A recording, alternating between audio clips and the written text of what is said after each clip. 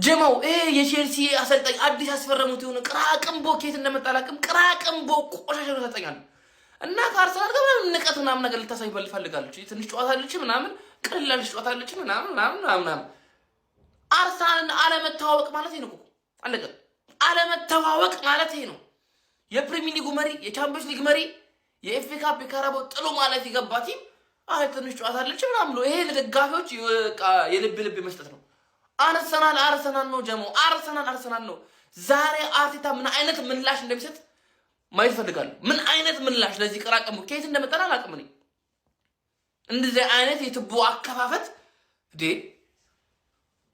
የለንደኑ ንጉስ ኳስ ስለለቀ እኮ በቃ አለቀ ቼልሲ ማለት እኮ ለአርሰናል እኮ ቺቺን ተተክላት እኮ ቺቺ እንደ ተፈርኩ ራሱ ትቆጠር እኮ ቼልሲ ከአርሰናል ጋር እንደዚህ አይነት ንቀት የፕሪሚየር ሊግ እና ቻምፒየንስ ሊግ መሪ እኛ ላይ ዛቻ ጀሞ እኛ ላይ ዛቻ በቀደም እኮ ልነግራችሁ እንደው ሼም ያዘኝ አፍሬ እኮ ነው ዝም ያልኩት የምሬ ነው ጫውታው ይደርስና ጫውታው ሲደርስ ስለዚህ ሰው እናወራበታለን እናንተ ምንጽር አድርጎ ምንም ማያቅ ጫዋ መስሉን እኛ የኮምፒውተር ሳይንስ መምህር መጣላችሁ ቼልሲዎች ምናምን እንላለን እሱ ለካ ውስጡ ጀማው ፈለበ ካሸነፉ በኋላ ምን አለ ወጣና እንግዲህ ዛሬ አሸንፈናል በጣም ደስ ብሎኛል ቀጣይ ደግሞ አንድ ከቀላል ቲም ጋር ቀለል ያለ ጫውታ አለን ምናምን ነገር አይነት አላለም እኛን ማለት ገና እንደመጣ ማይከላይ ነው እንዲያስቀምጣችሁት ለንደን አካባቢ ማን አንበል እንደሆነ የለንደኑ አንበል ማን እንደሆነ አልነገራችሁትም ዙር በላችሁ አላሳያችሁትም ለንደን እንዴት እንደቀላች አላየም ነው የቼልሲ ደጋፊ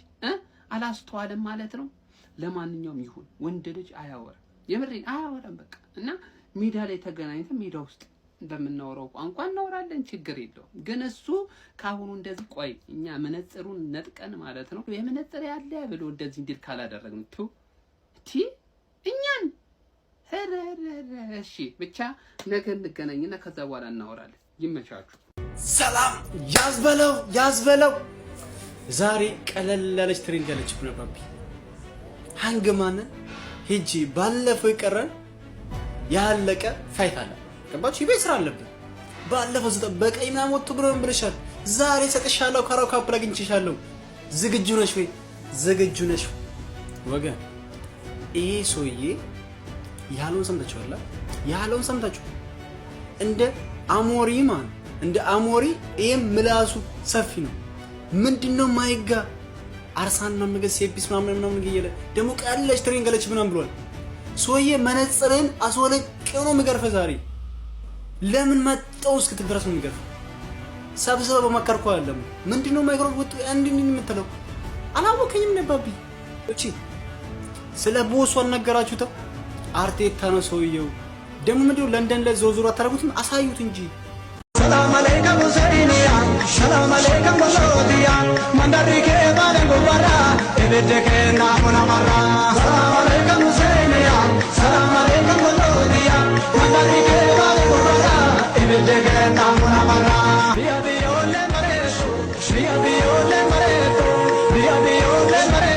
እሺ ጀማዓው ሮብ ምሽት እጅግ ተጠባቂው የካራባኦ ካፕ ወሳኝ ጨዋታ ከቼልሲ ጋር እንዳለብን ታውቃላችሁ ታዲያ ከዚህ ጨዋታ በፊት አሰልጣኝ አርቴታ ከጋዜጠኞች ለቀረቡለት ጥያቄ ሐሳብ አስተያየቱን ሰጥቷል ምን አለ የሚለው እንደተለመደው በአጭሩ ቦፈረር ላስቀኛችሁ ጀማው ፎሎ ላይክ ሼር ኮፒ ሊንክ ማድረጋችሁ እንዳትረሱ አርቴታ አስቀድሞ የቀረበለት ጥያቄ ተጫዋቾቻችን የጤንነት ሁኔታን ይመለከታል እሱም እንዳለው ከነገ ጨዋታ ኦፊሻሊ ውጪ የሆኑ ሁለት ተጫዋቾች አሉ እነሱም ሂንካፔና ካላፊዮሪ እንደሆነ ገልጿል ጀማው ከዛ በተጨማሪ ደግሞ ዊሊያም ሳሊባና ሊያንድሮ ትሮሳርድም የመድረሳቸው ነገር እርግጠኛ አይደለም አጠራጣሪ ነገር አለ በፊትነሱ ረገድ ብቁ አይደሉም ሁለቱም የሚል ሐሳብ ሰጥቷል ግን አንድ የልምምድ ጊዜ ያለን ከዛ በኋላ የሚወሰነው ነገር አይታወቅም የሚል ምን ላይ ሰጥቷል ያው እኔ እንግዲህ እንዲህ ካለ ሁለቱም ይኖራሉ የሚል ግምት ነው ያለኝ ጀማው ሌላ የቀረበለት ጥያቄ የባለፈው አመት የካራባኦ ካፕ የተሰናበትንበት ሁኔታን በኑካስትል ተሸንፈን ጠይቆት ነበር እሱም እንዳለው ከሆነ እጅግ አሳማሚ ነበር በጊዜው በእርግጥ እግር ኳስ ሌላ ድል ተሰጣቸዋለች ታዲያኛም ይሄንን ሌላ እድል አግኝተናል እስካሁን እንግዲህ በጥሩ ብቃት እያሳመንን መተናል ደሞም ከባለፈው አመት ብዙ ተመረናል ስለሆነም የቼልሲን ጨዋታ በጥሩ ሁኔታ እንደምናጠናቀቅ በጣም እርግጠኛ ነኝ የሚል ሐሳብ ሰጥቷል ጀማው ለማንኛውም ፎሎ ላይክ ሼር ኮፒ ሊንክ ማድረግ እንዳትረሱ ለጀማው አዳርሱ አይመቻችሁ ይቅና ገነርስ የቼልሲ አሰልጣኝ ቀለል ያለ ልምምድ እናደርጋለን ብሏል። ቀለል ያለው ልምምድ እንዴት እንደሆነ በገዛ ሜዳው እናሳየዋለን። ካራባኦ ካፕ ግማሽ ፍጻሜ ጨዋታ ከቼልሲ ጋር ቁልፍ ጨዋታ በስታንፎርድ ብሪጅ እናደርጋለን። ከዛ በፊት ግን ይህን ሰው እያያችሁት ቶማስ ግሮንማርክ ይባላልና የአርሰናል አዲሱ የእጅ ውርወራ አሰልጣኝ ነው። ይህ ሰውዬ በቀላሉ እንገራችሁ፣ በእጅ ውርወራ ሮናልዲኒዮ ጎቹ በሉት። በቃ የሚያክል የለም ኳስ አዲስ አበባ ላይ የወረወረው ሜቢ ሻሸመኔ ምናምን ይሆናል የምታርፈው። በጣም ጎበዝ ነው፣ እውነት በጣም ጎበዝ ነው። እና የእሱንም ኢፌክት አሁን በቅርቡ አርሰናል ላይ ማየት እንጀምራለን። ስፔሻሊ ራይስ ምናምን የወረውራቸው ኳሶችን ከዚህ በኋላ በደንብ እናያለን። እና አርሲዎች በቅርቡ ደግሞ ስሮኢን ኤፍሲ እንባላለን። ለእሱም ተዘጋጁ አርሲዎች። ቶማስ ግሮንማርክ ዌልካም ብለናል ወደ አርሰናል። ወሳኙ ጨዋታችን ስንመለስ ቁልፍ ጨዋታውን ከቼልሲ ጋር ጨዋታውን እዛው ገለነው ብንመጣ ለባዶ ሆነን አሸንፈን ብንመጣ ምርጥ ነው ብዬ አስባለሁ። አቻ አይከፋም፣ ከሜዳችን ውጪ ስለሆነ ኤምሬትስ ላይ ስለምንጫወት ምንም የሚያሳስበን ነገር የለም። አርሲዎች ይህን ጨዋታ ለባዶ እናሸንፋለን ብዬ አስባለሁ። እናንተስ እስኪ ግምታችሁ ንገሩኝ። ይህን ቪዲዮ ነው በደንብ ኮፒ ሊንክ ያደረጋችሁ። እንደዚች አይነት ግን ማሊያ እንደዚች አይነት ዩኒክ የሆኑ ማሊያዎች የምትፈልጉ ከሆነ ባዮ ላይ ባለው ሊንክ የገባችሁ ህላዊ 15 ሚሊዮን ፕሮሞ ኮድ የተጠቀማችሁ በ15% ዲስካውንት የግላችሁ ማድረግ ስላላችሁ ቤተሰቦች ይህን ቪዲዮ በደንብ ኮፒ ሊንክ አድርጉ። ይመቻሉ። አዲሱ የቼልሲ አሰልጣኝ ሊያም ሮሲኒየር በቀጣይ ሮብ ቼልሲ ከአርሰናል ያለበትን ጨዋታ ቀለል ያለ ጨዋታ አለብን በማለት ተናግሯል። ይመስለኛል እንደዚህ ያለበት ምክንያት ከአርሰናሉ አሰልጣኝ ከሚኬል አርቴታ ጋር ያላቸው የሲቪ መቀራረብ ነው። ያም ማለት የአርሰናሉ አሰልጣኝ ሚኬል አርቴታ በአርሰናል ቤት ወደ 1 ቢሊዮን ፓውንድ የሚጠጋ ገንዘብ አውጥቶ 0 ፕሪሚየር ሊግ እና 0 ሻምፒየንስ ሊግ ዋንጫ አለው። አዲሱ የቼልሲ አሰልጣኝ ሊያም ሮሲኒየር ደግሞ አዲስ አሰልጣኝ ነው፣ ምንም አይነት ወጪ አላወጣም፣ 0 የፕሪሚየር ሊግ እና 0 የሻምፒየንስ ሊግ ተመሳሳይ ቁጥር አላቸው ይመስለኛል። በዚህ ነው መናናቅ ውስጥ የገቡት። ቼልሲ ትናንትና በኤፍኤ ካፕ ጨዋታ ላይ በጣም አሪፍ ነበረ፣ ጥሩ ተንቀሳቅሷል። ነገር ግን የገጠምነው ትንሽ ቡድን እንደመሆኑ አሰልጣኙን ለማድነቅም ቼልሲ ጥሩ ነበር ብሎ ለመናገርም አያስደፍርም። ጨዋታው ላይ የነበረው እንቅስቃሴ ግን በጣም አሪፍ ነበረ። በተለይ የሳንቶስ እና የካይሴዶ ጥምረት መሃል ሜዳ ላይ በጣም የሚገርም ነበረ። ቼልሲ በፈጣን ኳሶች አንዳንዴ በሚገርም ቢውልድ አፕ ወደ ተቃራኒ ግብ ክልል በፍጥነት ይሄድ ነበረ። በጨዋታውም ላይ 9 ቢግ ቻንሶችን መፍጠር ችሏል። ቼልሲ ሎ ብሎክ ከሚጫወቱ ቲሞች ጋር በሚጫወትበት ጊዜ በጣም ይቸገር ነበር። ትናንትና ግን 9 ቢግ ቻንሶችን በመፍጠር አሪፍ እንቅስቃሴ ማድረግ ችሏል። አሰልጣኙ እንግዲህ ማሬስካ በቼልሲ ቤት የሰራው ነገር በጣም እንደጠቀመውና ብዙ ነገሮች ላይ ቀድመው የተሰሩ ነገሮች እንዳሉና እሱ የሚጠበቅበት ትንሽ ነገር እንደሆነ ደጋግሞ እየተናገረ ይገኛል።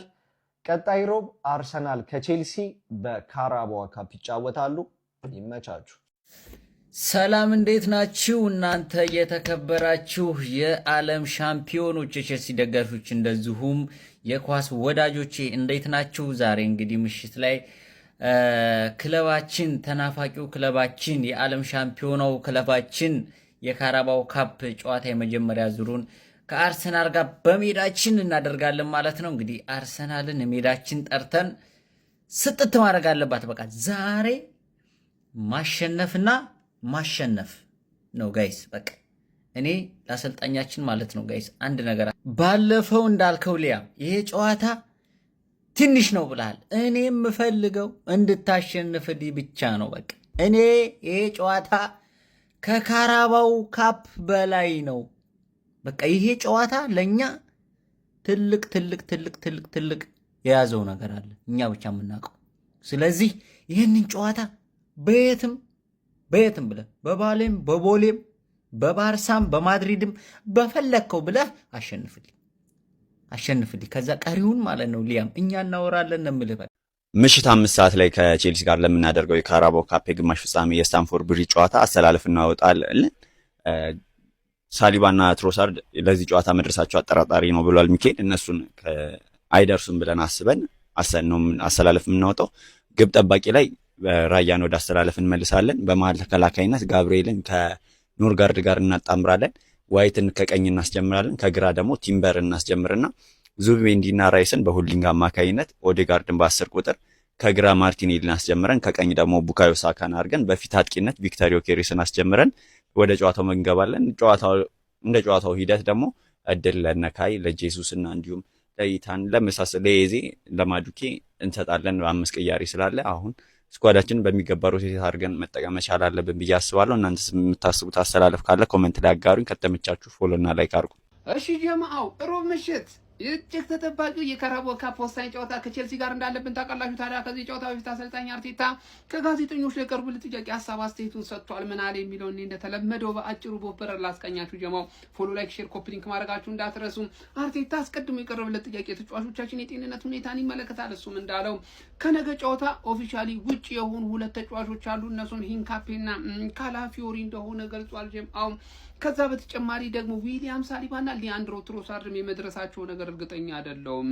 አጠራጣሪ ነገር አለ። በፊትነሱ ረገድ ብቁ አይደሉም ሁለቱም የሚል ሀሳብ ሰጥቷል። ግን አንድ የልምምድ ጊዜ ያለን ከዛ በኋላ የሚወሰነው ነገር አይታወቅም የሚል ምላሽ ሰጥቷል። ያው እኔ እንግዲህ እንዲህ ካለ ሁለቱም ይኖራሉ የሚል ግምት ነው ያለኝ። ጀማው ሌላ የቀረበለት ጥያቄ የባለፈው ዓመት የካራቦ ካፕ የተሰናበትንበት ሁኔታን በኒውካስትል ተሸንፈን ጠይቆት ነበር። እሱም እንዳለው ከሆነ እጅግ አሳማሚ ነበረ በጊዜው። በእርግጥ እግር ኳስ ሌላ ድል ትሰጣቸዋለች።